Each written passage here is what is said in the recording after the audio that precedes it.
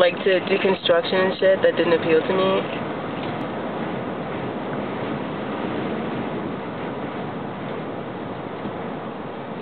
I have no problem, like, well, I do now. But back in the day, like, when I first started taking pictures and when I started working in studios, it was like, it was all these guys and me.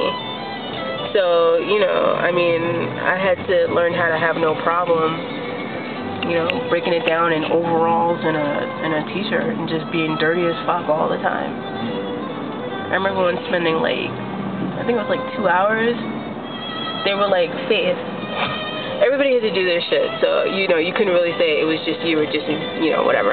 So like, Faith, go in the closet and check all the C-stands and make sure that all the wheels are working, and check all the rolling racks and make sure all the wheels are working. I was sitting in a fucking closet for 2 hours smelling my own farts, changing wheels. And I was happy. I was happy. I loved it when I could go in and, like, help break down the studio. Like, especially if somebody used a bunch of equipment, because that meant I could learn a lot. Loved it. I wouldn't do it now. That shit is hard. It work you like a Hebrew slave.